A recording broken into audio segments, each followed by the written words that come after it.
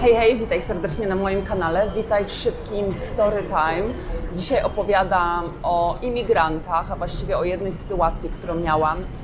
Generalnie miasto takie jak Nowy Jork jest, w ogóle Stany Zjednoczone oczywiście są zbudowane z imigrantów, natomiast tutaj w mieście Nowy Jork to jest normalne, żeby rozmawiać z ludźmi, którzy mają różne akcenty.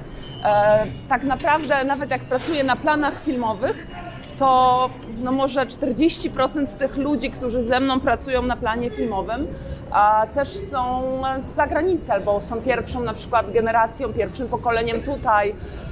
Ja mam dobrą opinię na temat imigrantów. Nie jest prosto dostać się do Stanów Zjednoczonych.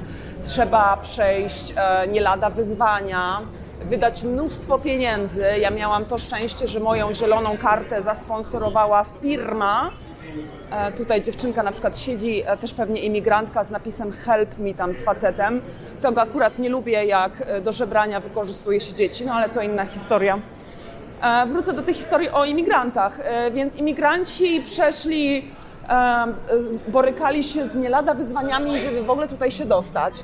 Wiadomo, Stany też muszą ograniczać liczbę osób, które mogą tutaj przyjeżdżać. Akurat teraz przechodzę koło Grand Central. Ojej, akurat mnie zgubiło. Przechodzę koło Grand Central i tutaj właśnie widzę trochę bezdomnych koło stacji kolejowych, to tak jest. Tak samo Penn Station nie polecam, moim zdaniem najgorsza po prostu okolica na Manhattanie. No i w każdym razie imigranci bardzo ciężko pracują. Jeśli przestajesz pracować, w zależności od tego, jaką masz wizę, ale jeśli przestajesz pracować, to możesz stracić prawo do legalnego życia i pracowania w Stanach Zjednoczonych. Więc zazwyczaj imigranci naprawdę ciężko pracują. Poza tym zaczynamy od zera zawsze jako imigranci. Chyba że masz już tu jakąś rodzinę, do kogoś przyjeżdżasz. A jak nie, to po prostu zaczynasz od najniższego szczebla, od najgorszego po prostu mieszkania. Na nic innego cię nie stać, bo wiadomo, Stany, aczkolwiek Nowy Jork, mowa o Nowym Jorku, bo nie mieszkałam jeszcze w innym stanie, ale jest bardzo drogo i po prostu utrzymanie się takiemu imigrantowi to nie jest proste.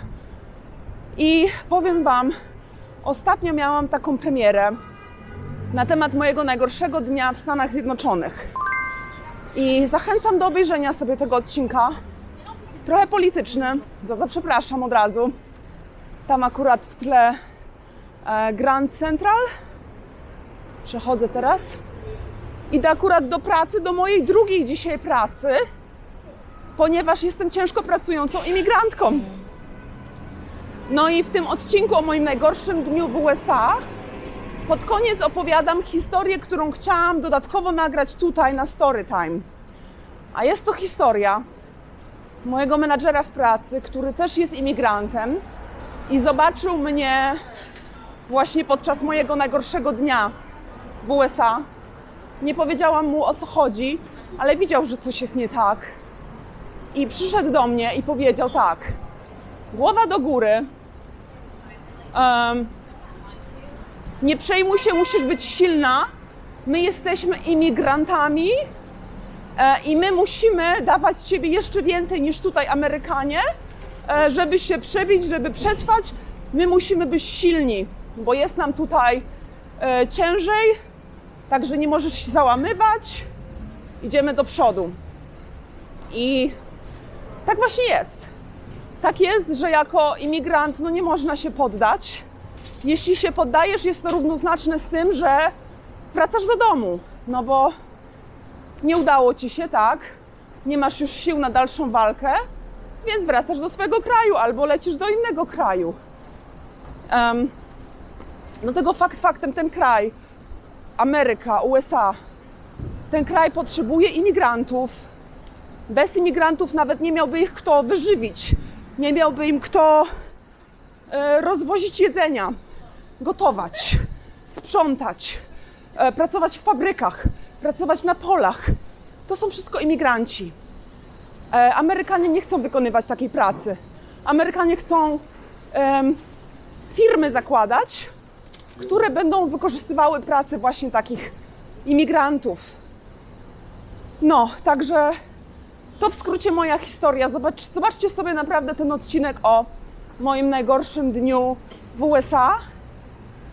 I też kiedyś jeszcze miałam odcinek właśnie o tym, jak to jest być na emigracji. Także jak jesteście zainteresowani tym tematem, to tam Was też odsyłam. To tyle w tym szybkim odcinku Storytime. Tutaj z Madison Avenue żegnam się z Wami i dziękuję bardzo za spędzenie ze mną tych 6 minut. Do zobaczenia w kolejnym odcinku Polki w Ameryce w środę.